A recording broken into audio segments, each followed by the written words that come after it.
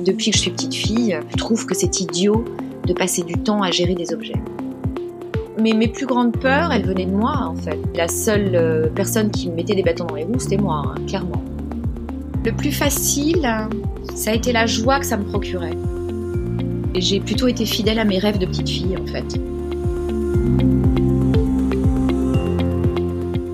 Bonjour, bienvenue sur le podcast de Ma Révolution Pro, le podcast qui t'aide à sauter le pas de la reconversion professionnelle en te proposant les meilleurs outils du développement personnel, des témoignages inspirants et des conseils d'experts.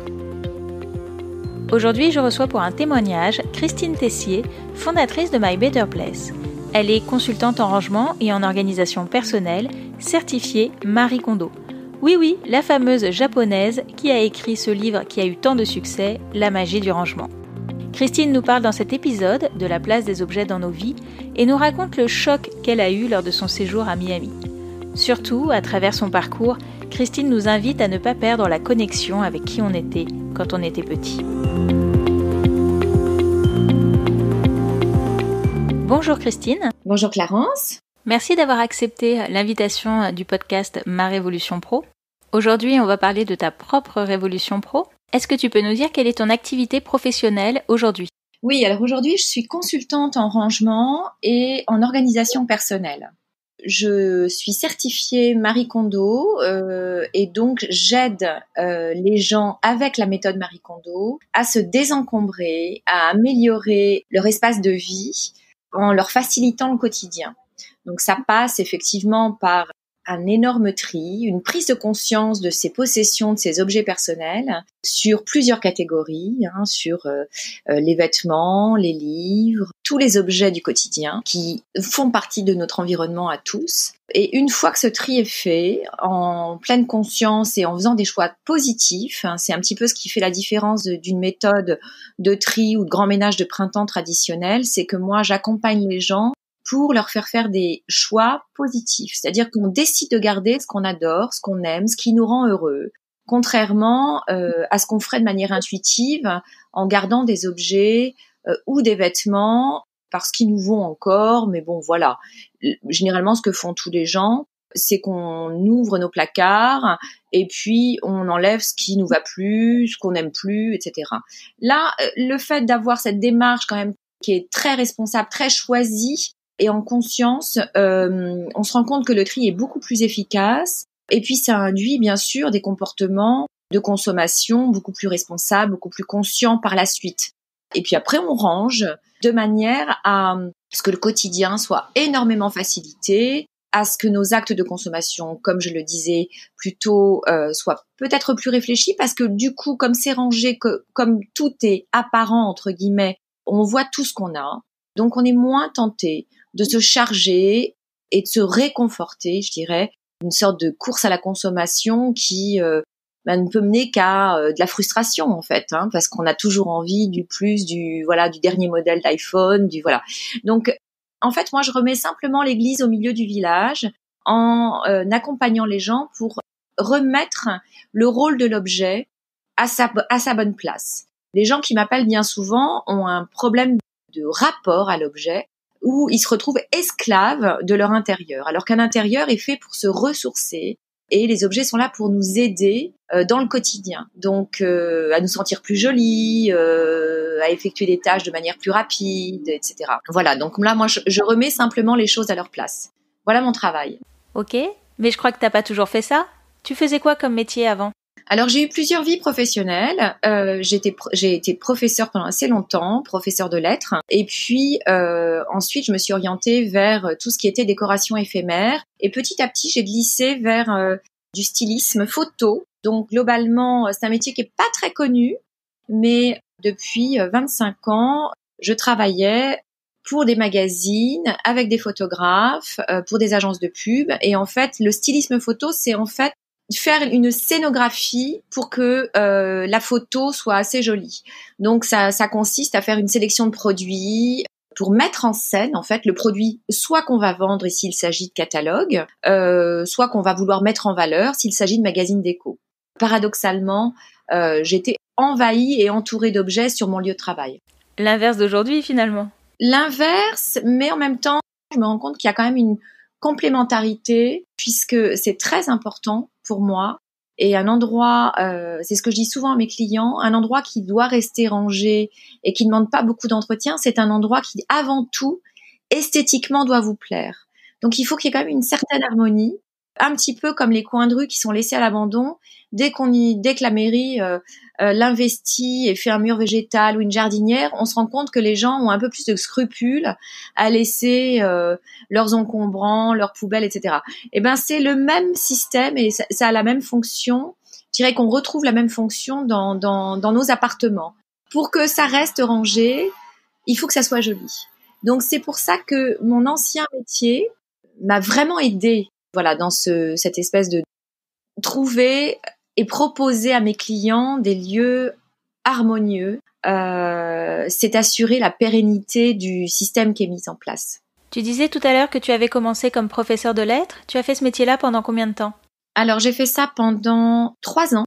J'étais professeure de lettres à l'étranger. Puis, je suis rentrée en France et une de mes anciennes étudiantes, j'enseignais à des adultes. Une de mes anciennes étudiantes s'était installée en France et avait décidé de lancer un partenariat avec une société anglaise qui s'occupait des vitrines de Harrods à Londres. Voilà, et m'a demandé de me lancer, voilà, dans l'aventure, si j'étais OK. Et donc, j'étais un petit peu en errance professionnelle. Je me disais, j'avais pas très envie de reprendre l'enseignement. Et du coup, nous avons monté une antenne de cette société anglaise à Paris. Et donc, peut-être la chance du débutant, je pense.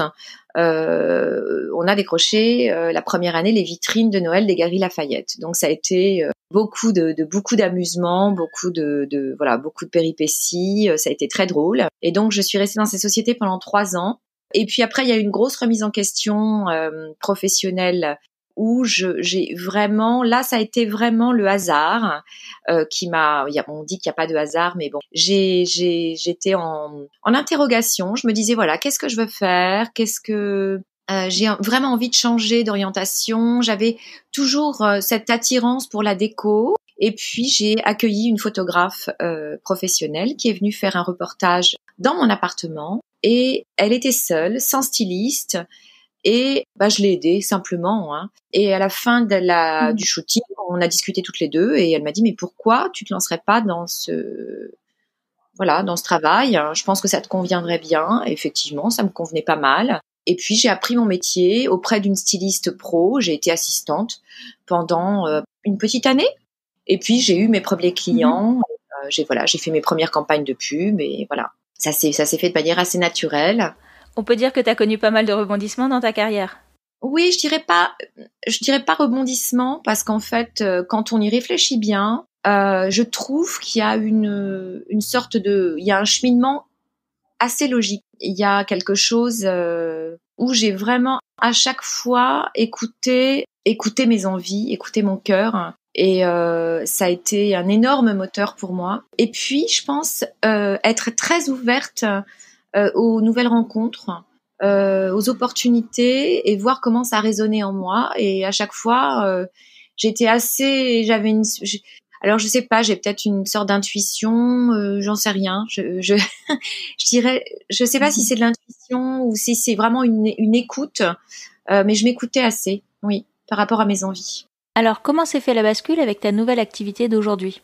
Alors, la bascule, ça a été un voyage, un break avec ma famille aux États-Unis pendant 1 an. On est parti vivre aux États-Unis avec mon mari et mes enfants. Et donc là, évidemment, j'étais, même si j'ai fait 1 ou 2 allers-retours avec Paris pour des shootings photos, j'ai quand même eu énormément de temps pour réfléchir à ce que je souhaitais faire. Il y a eu une sorte de choc, en fait. Je vivais à Miami, il y a eu une sorte de choc par rapport à la surconsommation et à l'accumulation des gens dans leur énorme maison. Je me disais, il y a quelque chose qui va pas. Il y a eu une prise de conscience aussi parce que là-bas, le tri est pas vraiment mis en place. On n'est pas à San Francisco, on est quand même dans une ville où on pense pas vraiment au lendemain. Les eaux montent. mais c'est pas grave, les gens continuent à acheter des maisons à plusieurs millions de dollars, tout près de la mer. Enfin, il y a une sorte de jouissance de l'instant sans anticipation. Voilà, quelque chose d'un peu puéril. Et c'est vrai que j'ai eu cette prise de conscience là-bas, clairement. Et j'ai commencé à vraiment réfléchir à ce que je pouvais faire, déjà en tant que, je dirais presque citoyenne, et en accord avec ma conviction profonde depuis que je suis petite fille, où je me rends compte où j'ai cette attirance pour la simplification du quotidien, où je trouve que c'est idiot de passer du temps à gérer des objets. Voilà, donc ça c'est, voilà, il y a eu cette espèce de prise de conscience avec tout ce que je portais en moi déjà depuis des années, et puis cette rencontre avec Miami. Voilà. Ok, donc tu pars à Miami, tu fais cette prise de conscience avec ces maisons américaines, et qu'est-ce qui se passe ensuite? Eh bien, ce qui se passe, c'est qu'à mon retour en France, je reprends mon travail habituel, je me sens moins investie, je sens qu'il y a quelque chose qui me manque, et je me dis, gardons à l'esprit cette espèce de sentiment très fort que j'ai eu là-bas, et je décide de chercher Marie Kondo. Je suis prête à aller au Japon pour être formée par elle.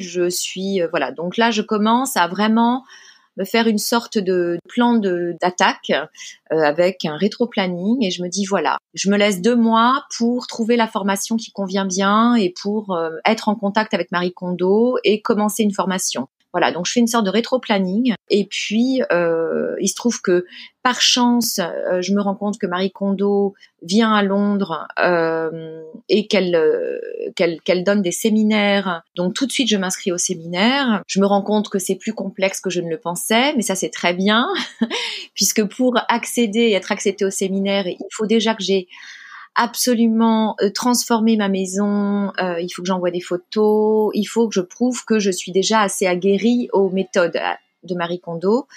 Je suis acceptée au séminaire, et puis après les choses s'enchaînent en fait. Après, je me lance à fond dans la formation, je commence à ranger chez des clients, j'envoie des rapports, voilà, on va dire que j'ai une année un petit peu la tête dans le guidon, mais avec beaucoup de joie, beaucoup de satisfaction, parce que je sens que c'est la bonne voie. Alors justement, si on revient sur ce moment de bascule, parce qu'on sait bien que c'est ce qu'il y a de plus difficile à faire, est-ce que tu te souviens dans quel état d'esprit t'étais entre le moment où t'es revenu des États-Unis et le moment où tu t'es lancé dans cette formation? Je dirais que les seuls obstacles que j'ai pu connaître et les seules peurs que j'ai pu avoir à ce moment-là, parce qu'il y avait un mélange d'excitation et une énorme angoisse, l'angoisse du vide, simplement. C'est très difficile de lâcher cette habitude, un métier dans lequel on est plutôt compétent, pour se lancer dans l'inconnu. Mais mes plus grandes peurs, elles venaient de moi, en fait. Mes plus gros obstacles, c'est moi qui me les suis. Très honnêtement, quand j'y pense, la vie m'a plutôt aidée. Mais la seule personne qui me mettait des bâtons dans les roues, c'était moi, clairement. Et c'était quoi ces bâtons? Ils étaient de quel type? C'était je vais pas y arriver, je suis pas assez compétente, un manque de confiance. Je me lance dans un truc, à l'époque personne vraiment, enfin très peu de gens connaissaient Marie Kondo, mon entourage était un petit peu, on va dire, dubitatif alors que j'avais un travail qui marchait plutôt bien. Donc oui, moi ces bâtons, ça a été un manque de confiance en moi. Ouais, je me suis dit je vais pas y arriver. Je me sentais pas assez. Voilà, ça a duré. En fait, ça a duré très peu de temps, ces obstacles.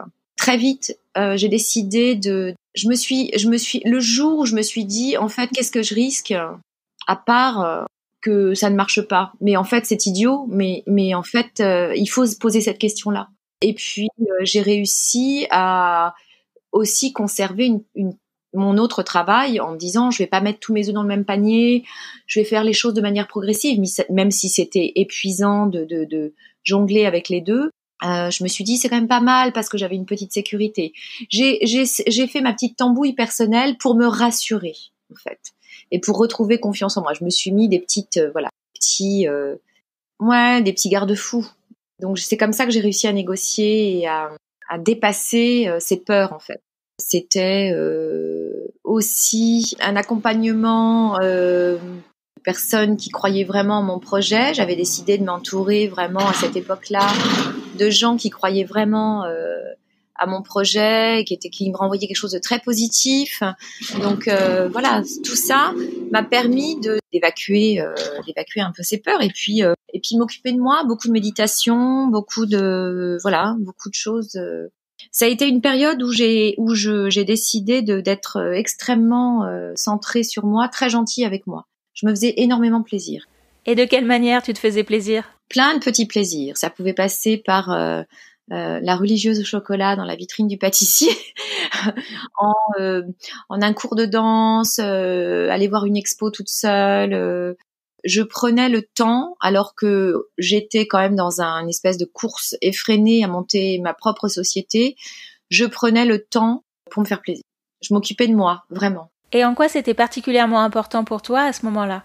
Ça permet de pas se perdre de vue, ça permet de ne pas perdre de vue qu'un travail, il est là aussi pour nous rendre heureux. Je me disais, il n'y a pas de raison que qu'un travail soit toujours dans la contrainte. Et donc, ces petits moments de plaisir, ça me connectait avec ce fil conducteur qui me disait, en fait, je fais ce travail parce que oui, ça a du sens, oui, c'est quelque chose qui résonne en moi, mais c'est aussi parce que j'y trouve énormément de plaisir et j'y trouve mon compte. Tu disais que Marie Kondo, elle était encore peu connue à l'époque. Tu t'es lancée en quelle année ? Je me suis lancée il y a 3 ans, donc en 2017. Et comment toi tu l'as découvert ? Moi, j'avais lu le livre avant de partir aux États-Unis. C'est une amie qui me l'a offert parce qu'elle savait que j'étais très que depuis toujours j'étais dans ce principe de le rangement facilite la vie, c'est idiot de ranger toujours, il faudrait trouver un mode de fonctionnement qui allège le quotidien. Et en fait, cette rencontre s'est faite là, à ce moment-là, avant de partir aux États-Unis. Donc évidemment, la graine avait déjà été plantée avant de partir aux États-Unis, oui. Tu parlais tout à l'heure du fait que ça te parlait déjà quand tu étais petite, l'organisation, le rangement. Est-ce que tu dirais aujourd'hui que l'activité que tu fais, elle est complètement alignée avec qui tu étais enfant ? C'est exactement ça. En fait, quand j'étais petite fille, j'avais 2 parents qui travaillaient beaucoup. On avait une grande maison, j'avais 2 frères qui étaient pas très ordonnés. Et en fait, ma chambre, c'était un petit peu l'endroit où je me ressourçais. Et je me rendais compte que ça me permettait de me poser, de me ressourcer. Et puis, par extension, j'ai un parcours un petit peu similaire avec Marie Kondo, en fait. Quand on lit le livre, c'est ce qui m'a un peu interpellée quand j'ai lu son livre, sur son histoire personnelle. J'ai commencé à mettre en place des choses dans la maison pour simplement, je vais dire, que nos parents passent plus de temps avec nous et qu'ils soient moins...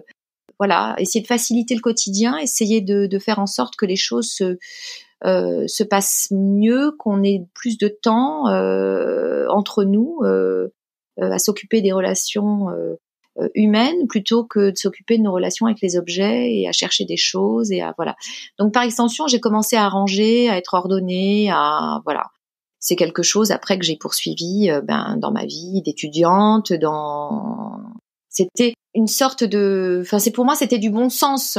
C'était complètement idiot de passer du temps à chercher des objets. Pour moi, c'était juste du bon sens, en fait. Pour moi, l'essentiel n'était pas là. Je préférais passer du temps avec mes amis, avec ma famille, que de ranger. Ce que je dis à mes clients, le rangement n'a absolument aucun intérêt. Il faut ranger une fois pour toutes et ne plus y revenir, quoi. Et à quel moment tu dirais que tu as vraiment pris conscience que tu pouvais en faire un métier ? Je pense que c'était vraiment aux États-Unis. Quand j'ai commencé à me renseigner, je me suis dit, mais en fait, c'est un métier qui existe. Bien évidemment, c'est super. Alors que des années auparavant, j'avais une grosse remise en question professionnelle. Je dirais il y a à peu près 10 ans. Et je me souviens très bien d'une conversation avec une personne que je voyais, qui était un peu mon mentor. Et elle me dit, c'est très simple, en fait. Pour une reconversion professionnelle, il faut que tu travailles sur tes acquis. Qu'est-ce qui est déjà en toi, qui ne demande plus qu'à être développé. Et moi, je lui ai dit, j'ai un sens de l'organisation incroyable. Et à l'époque, le seul métier qui me venait en tête, c'était gouvernante ou femme de ménage. Pourquoi pas, hein ? Mais en tout cas, il a fallu quand même quelques années pour que j'arrive à me dire mais non, il y a quelque chose qui correspond à mon envie profonde. Il y a quelque chose qui correspond à ce que je sais faire, à ce que j'ai toujours su faire depuis que je suis petite fille. Je vais te poser une question peut-être un peu gênante, mais est-ce qu'aujourd'hui tu arrives à vivre de cette activité ? Alors aujourd'hui, j'arrive à vivre de cette activité. Je continue un petit peu le stylisme. On va dire que je n'accepte pas tout. J'accepte les shootings qui me plaisent. Je suis beaucoup plus à l'écoute de ce que j'aime faire. Donc voilà, je mixe un petit peu les deux. Mais je pourrais complètement lâcher le stylisme. Mais j'aime bien garder ce petit pied dans la déco parce que c'est quelque chose que j'aime. J'ai gardé le meilleur de mon ancienne vie en fait. Tu dirais que c'est quoi qui a été le plus difficile dans cette reconversion pour toi ? C'est ce que je disais tout à l'heure. C'est les obstacles que je me suis moi-même mis dans les pattes. Le manque de confiance, la peur, voilà. Essayer de se dire, je suis une mère de famille, j'ai 2 enfants, mon Dieu, il faut que je gagne ma vie. Qu'est-ce qui se passe si ça marche pas ? Voilà, c'est tous les si en fait. Et puis la formation était très difficile, donc du coup, plein de moments j'ai douté. Je voyais mes consoeurs qui avaient fait la formation avec moi, qui étaient au début avec moi à la formation, et petit à petit, j'avais l'impression d'être en première année de médecine, quoi. Petit à petit, tout le monde s'en allait, tout le monde disait non mais c'est trop dur et tout, et voilà, ne pas céder à cette espèce de peur et à chaque fois replonger en soi et se dire j'ai la compétence, je l'ai depuis toujours, il faut y aller, quoi. Qu'est-ce qui était particulièrement dur dans cette formation ? Alors déjà, c'est une formation qui est complètement en anglais. Moi, ça me posait pas trop de problèmes, mais c'était plus... il y a quand même même si on parle anglais couramment, il y a quand même une concentration qui est exigée, qui est plus... Voilà, on est beaucoup plus sollicité. C'est un petit peu plus difficile de se concentrer. Au bout d'un moment, on lâche un peu, on perd le fil. On va dire que c'est moins naturel, ça demande un effort constant. Et puis, ça a été une exigence de Marie Kondo sur toute la pratique avec le client. On doit fournir à peu près une centaine d'heures de rangement avec des clients. Un des clients, on doit avoir rangé toute sa maison. Et pour chaque session de 5 heures, on envoie des rapports. On est très challengé sur l'accompagnement, je dirais pas psychologique parce qu'on n'est absolument pas psychothérapeute ni psychologue, mais tout l'accompagnement du client par rapport à ses réticences à se débarrasser d'objets, par rapport à ses propres peurs, etc. Donc voilà, ça demande énormément de travail, et une fois qu'on a fourni tout ce travail, il y a beaucoup d'étapes où à chaque fois on est challengé, on peut complètement recommencer depuis le départ.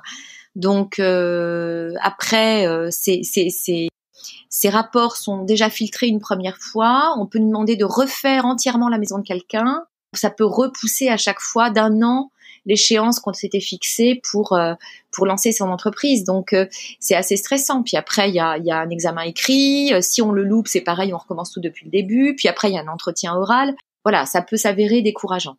On vient de parler de tout ce qui a été difficile pour toi, mais à l'inverse, est-ce qu'il y a des choses qui ont été faciles ? Le plus facile, ça a été la joie que ça me procurait.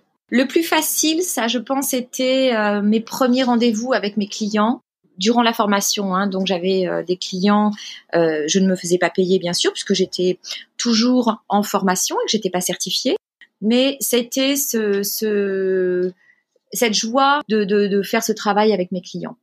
Donc ça a été formidable. Ça a été assez facile.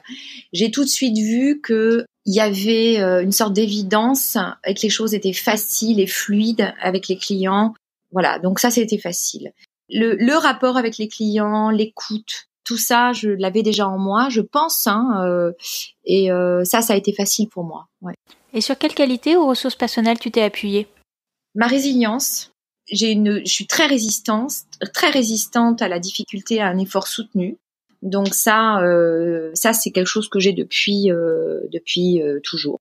On dit toujours en rigolant que je suis courageuse, mais je me suis vraiment appuyée là-dessus. Et puis l'écoute des autres. Ouais, et ça m'a vraiment aidée pendant ma formation parce que lorsqu'il a fallu que je me forme et que je sois on va dire, atelier pratique avec les clients, je me suis rendu compte par rapport à certaines autres personnes qui étaient avec moi, qui avaient des difficultés, qui faisaient la formation aussi, que j'étais dans l'écoute et j'étais pas du tout dans le jugement et ça m'a vraiment aidée. Ça, c'est quelque chose que j'ai depuis que je suis petite fille aussi.